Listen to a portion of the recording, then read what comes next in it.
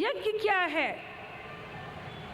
हवन करना, अग्नि की पूजा करना, कुछ लकड़ियां जला लेना, उसमें घी प्रवाहित करना, मंत्रों का उच्चारण करना, और ये पूजा चलती रहती है। बहुत से ऐसे लोग आए जिन्होंने बताया कि वो ऐसी संस्थाओं से जुड़े हैं जहां ये क्रिया रात दिन चलती है,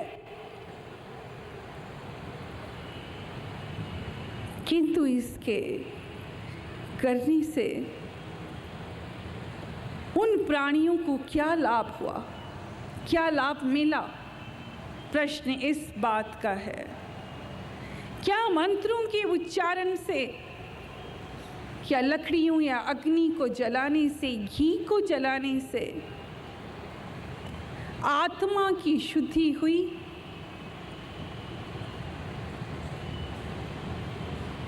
क्या समाज में या संसार में परिवर्तन आया? नहीं आया। फिर आप इसे यज्ञ मानते हैं? नहीं बच्चों, ये यज्ञ नहीं है। हम आपको बताते हैं कि यज्ञ किसे कहते हैं। यज्ञ एक इबादत है, एक पूजा है। ये जीवन एक तपस्या, या हर कर्म जो परमात्मा से जुड़कर किया जाता है वो स्तुति है, पूजन है, आराधना है। मान लीजिए आप अपने परिवार वालों के लिए भोजन बना रहे हैं। उस कार्य की शुरुआत से ही अगर आप सिमरन करने लग जाएं, हथ कार ते दिल यार, सिमरन करके भोजन बनाते हैं तो आपके हाथों से निकलने वाली रेज़ में भी सच्चाई होगी, प्रेम होगा, इबादत होगी। वो भोजन भोजन नहीं, प्रसाद बनेगा। बनाते समय नेक जज्बा हो, सेवा की भावना हो। ये प्रार्थना ईश्वर से करें कि जिसके लिए बना रहे हैं, जो भी खाए उसे आनंद की प्राप्ति हो, उसे सुख मिले, वो भोजन हजम कर सके। फिर जितने प्रेम से सिमरन के साथ परमात्मा का नाम लेकर भोजन बनाएं, उतने ही प्रेम से उसे खिलाएं, परोस कर दें जिसके लिए भोजन बनाया। गरम खाना दें, प्यार से पूछें। ये सारी प्रक्रिया इबादत है। किंतु अगर आप जीवन से दुखी हैं, परेशान हैं, ये सच है, ये माना कि परिस्थितियां कभी भी किसी के अनुकूल नहीं होती, हर एक को किसी न किसी से शिकायत है। ऐसे में अगर क्रोध में कुढ़कर, दुखी होकर, परेशान आत्मा में आप भोजन बनाएंगे तो यकीनन वो भोजन जला हुआ, कसैला, कड़वा बनेगा। फिर जो व्यक्ति खाएगा यकीनन उसे पेट के रोग होंगे, वो भोजन हजम नहीं होगा, गैस हो जाएगी, जलन होगी, क्योंकि जले हुए हृदय ने जली हुई भावना से उस भोजन को बनाया। इसलिए आज ऐसे रोग उत्पन्न हो रहे हैं। अगर सच्चाई के साथ, इबादत के साथ, ईश्वर से डरकर हम हर कर्म पूरी शुद्धता के साथ करें, वो हर कर्म इबादत है। वो हर कर्म एक यज्ञ है। इसे यज्ञ कहते हैं, जहाँ समर्पण का जज्बा है, जहाँ भक्ति है, जहाँ साधना। साधना क्या है? दूसरे के लिए कुछ करने का जज्बा।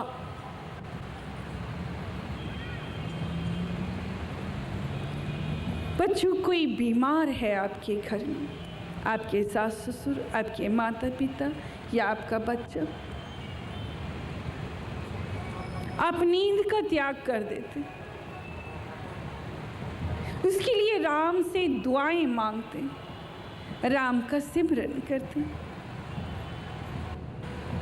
रात रात जाकर उसे दवाई देते, कभी मुंह पोंछते हैं, बुखार हो तो कपड़े बदल देते हैं, पसीना पोंछते हैं, उल्टी कर दे तो बिस्तर साफ करते हैं। हर मिनट पर आप घड़ी देखते हैं कि अभी थर्मामीटर लगाना है, अभी रिपोर्ट लेनी है, और तो और उसे सांत्वना देते हैं, उसे हंसकर बात करते। आप थके भी हों तो जाहिर नहीं करते, उसे हौसला और तसल्ली देते हैं कि दुख सुख तो आने जाने हैं, धूप और छाया है, यही जीवन का सत्य है। आज दुख आया है, कल सुख भी आएगा। अगर आप ऐसा कर्म करते हैं, ईश्वर से जुड़कर हर पल दुआएं मांगते हैं और एक सच्चा कर्म करके एक सच्चे कर्मयोगी बनते हैं, तो ये कर्म यज्ञ हुआ। किंतु अगर आप कुढ़ते हैं, परेशान होते हैं, दुखी होते हैं, खिंचते हैं, यहाँ तक कि बीमार व्यक्ति को भी 100 बातें सुना देते हैं, आपको सेवा करना बोझ लगता है, तो लानत है आपको मनुष्य देही मिले, आपने उसका अपमान किया। आप कैसे अपने हैं जो अपनों का दर्द नहीं समझते? बच्चों, ऐसे कर्म करना एक तपस्या है, एक साधना। जहाँ बीमार व्यक्ति गुस्से में आपसे 100 बातें भी कह जाए, खिंच जाए, क्योंकि वो बीमार है, आप उसकी बात का बुरा मत मानिए, उसके कष्ट को समझिए। लेकिन बच्चों, समझता वही है, जाके पैर ना फटी भी आई, सो क्या जाने पीर पर आई। जिसने कभी दर्द सहारा ना हो, देखा ना हो, वो दूसरे का दर्द कैसे समझेगा, कैसे जानेगा? बच्चों, ये वही धरती है जहाँ सदियों से हर युग में पीर पैगंबर जन्म लेते रहे,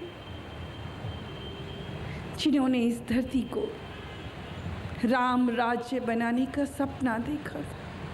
आज देखकर हैरत होती है, हमारी ये धरती कितनी मलिन हो गई, दिखने में कुछ और अंदर से कुछ हो गई। तो बच्चों, अग्नि जलाकर घी डालना, कुछ मंत्रों का उच्चारण करना यज्ञ नहीं है। दूसरों के लिए तपस्वी जीवन जीना यज्ञ है। अब आता है, इस संसार ने धर्म को अपनाया है अभ्यास के रूप में। जहाँ कहीं भी देखिए ध्यान शिविर लगाए जाते हैं, जहाँ कहीं भी देखिए पूजा पाठ हो रहा है, रामायण कथा हो रही है, कहीं अखंड पूजा हो रही है, अखंड रामायण कथा।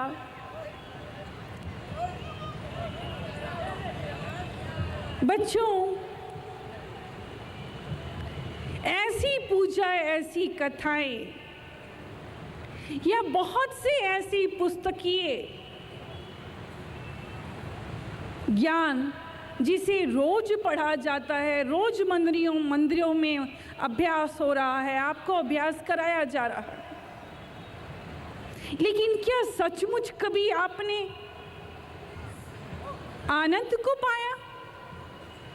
क्या सचमुच उस अभ्यास ने कहीं आपको सुकून और शांति महसूस कराई? या हर दिन जलसे मनाए जाते हैं,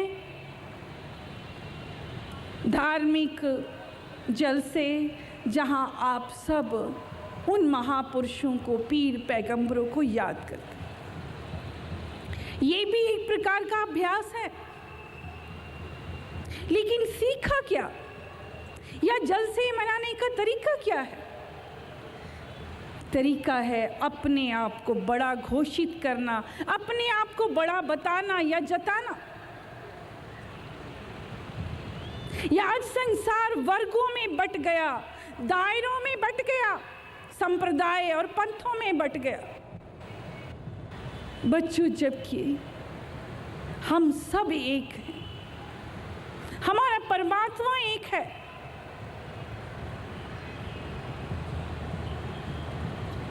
कोई धर्म, कोई मजहब, कोई पुस्तक ऐसी शिक्षा नहीं देती कि हम दायरों में बट जाएं, संप्रदाय में बट जाएं, पंथ में बट जाएं। हर धर्म पुस्तक जोड़ती है सच्चाई से, प्रेम से, अच्छाई से, नेकी से, सेवा से। जीवन नाम देने का है, लेने का नहीं। असली सुख देने में है।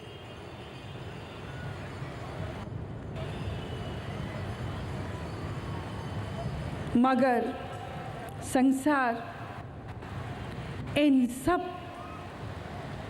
सच्चाइयों को धारण नहीं करता। धर्म नाम है धारण करने का।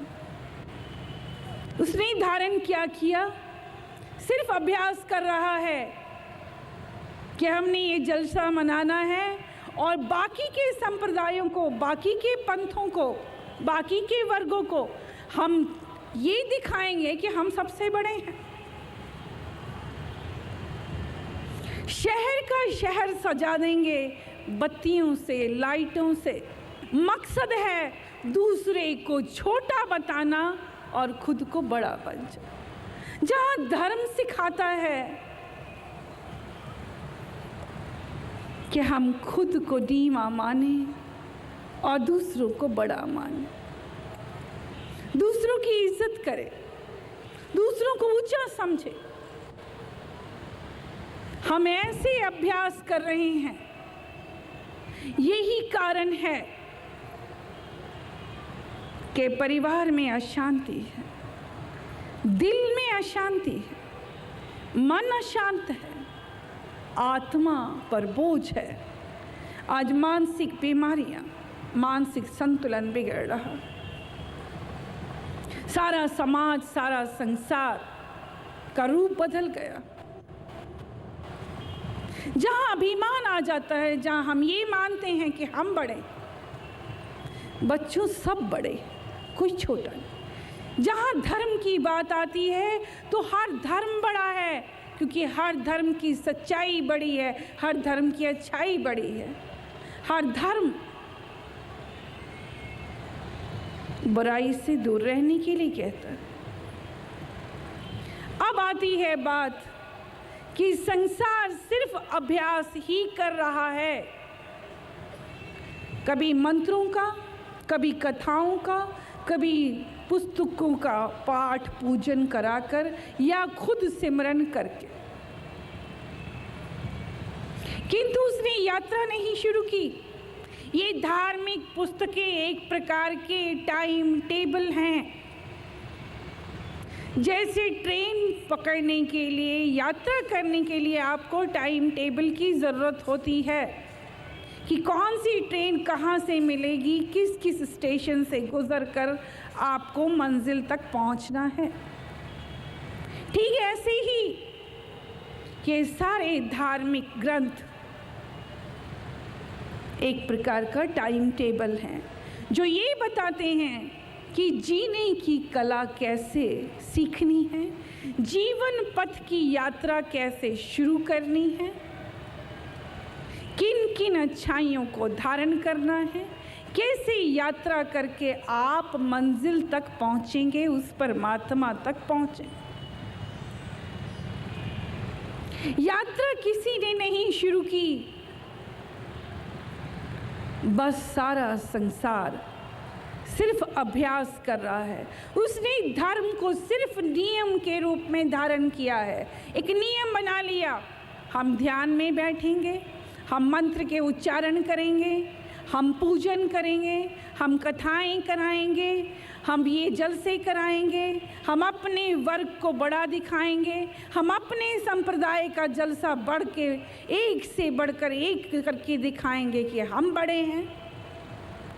सदियों से यही अभ्यास का सिलसिला चलता रहा है, आज भी चल रहा है। यही कारण है धर्म से दूर हो गए, धर्म को धारण नहीं किया, वैसे बने नहीं, धर्म को सिर्फ नियम के रूप में स्वीकार किया, व्यवहार रूप में स्वीकार नहीं किया, स्वयं वैसे बने नहीं, उन शिक्षाओं को धारण किया है।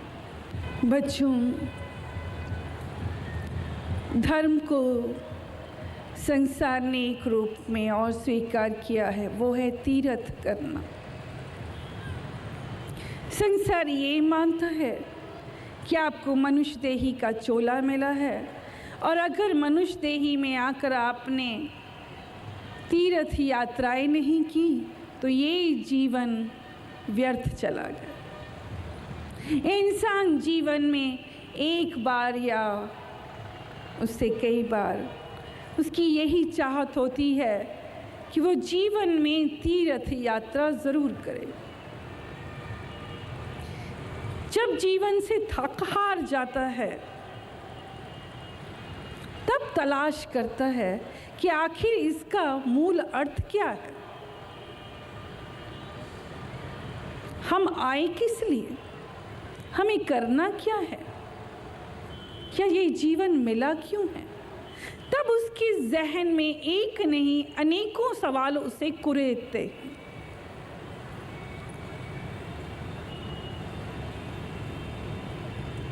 जब वो टूट जाता, जब कोई दिशा नहीं रहती, जब दिशाहीन हो जाता है, सच तो ये है कि जब शरीर भी साथ नहीं देता,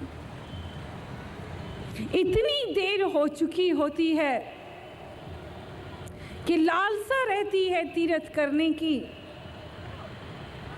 मगर शरीर भी साथ नहीं देता।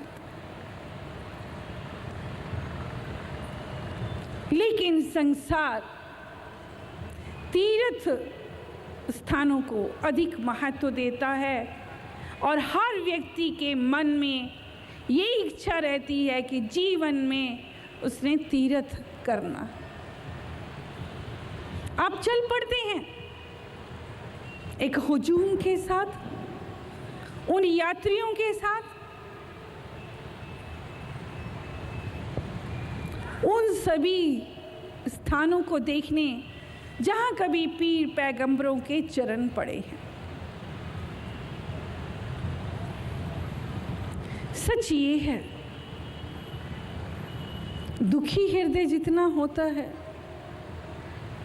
उतनी श्रद्धा के भाव तो आपके अंदर आते,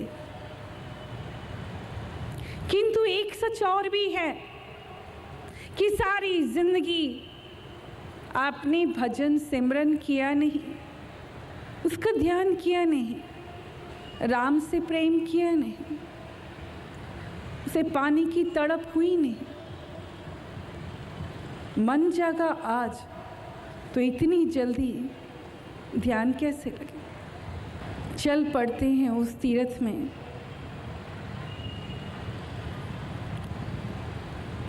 जहाँ कभी सीढ़ियाँ चढ़ के थकते हैं, कभी खोज की चाहत होती है, कभी दूसरों को देखते हैं, समझने का प्रयत्न करते हैं भव सागर क्या है। बहुत से ऐसे लोग हैं जो सारी जिंदगी गुजर जाती है, वो यही नहीं जान पाते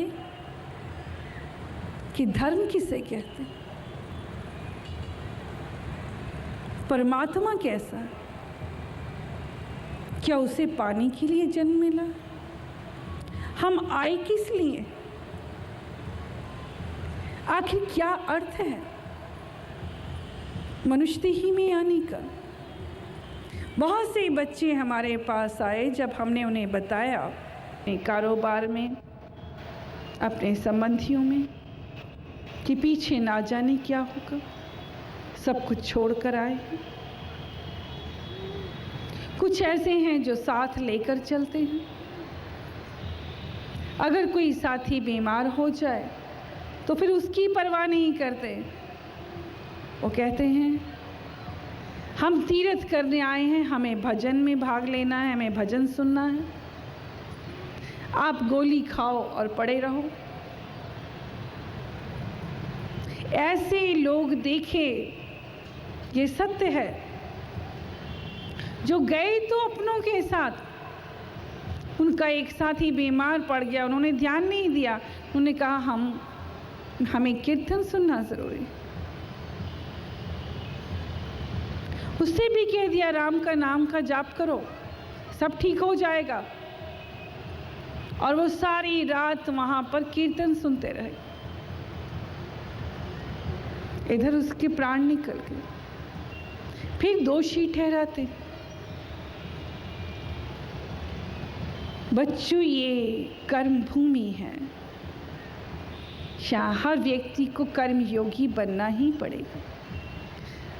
सच्ची पूजा इबादत ही है कर्म योगी बनना, अपने जीवन को औरों के नाम समर्पित कर देना। सच्ची शांति भी इसी में है। अब किसी के लिए कुछ करके देखें, सुख बांटें, फिर अपने आप से पूछ के देखें कि आपको क्या मिला।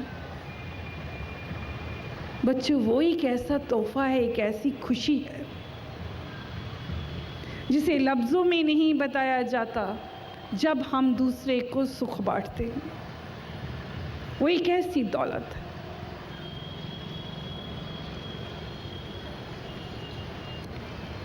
जिसे तीर्थ करना कहते हैं।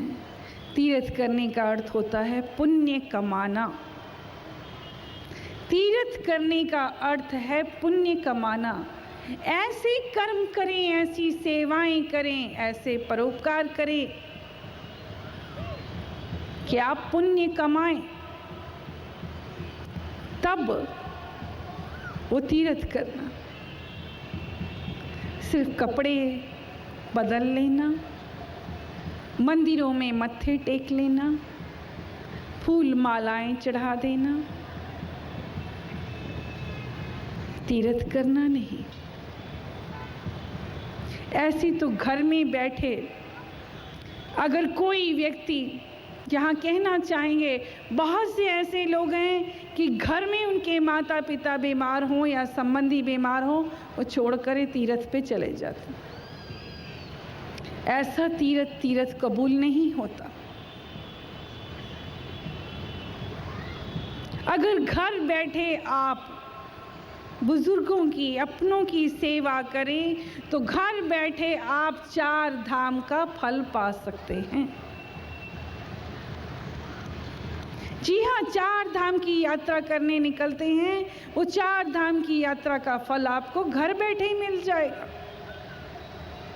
इसे कहते हैं पुण्य कमाना, तीर्थ करना। अब आता है दान। जी हाँ, दान भी एक ऐसी सीढ़ी है जो आपको ऊपर उठाती है। और संसार में दान करने वालों की कमी नहीं, ये भी सत्य है।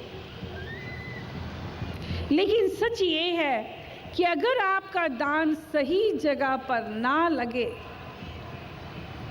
तो वो दान व्यर्थ जाता है। बच्चों, दान करते समय मन में किसी भी प्रकार का अहम नहीं आना चाहिए। दान करते समय ये भी इच्छा मत रखिए कि हमें यश और कीर्ति की प्राप्ति हो। तब तो आपको यश मिल जाएगा, किंतु दान का फल नहीं मिलेगा। दान करते समय खुद को बड़ा भी ना माने। तो बच्चों, दान से ही मायने में वही लगता है जो जरूरतमंद व्यक्ति तक आपका धन पहुंचे। बहुत ज़रूरतमंद व्यक्ति तक अगर आपका धन पहुंच रहा है तो वो दान सही दान है। जानते हैं कैसे? क्योंकि ज़रूरतमंद व्यक्ति के हृदय से आपके लिए एक नहीं 100 दुआएं निकलेंगी, क्योंकि आपने उसकी मदद की उस घड़ी, उस ज़रूरत के समय जब उसे सचमुच पैसों की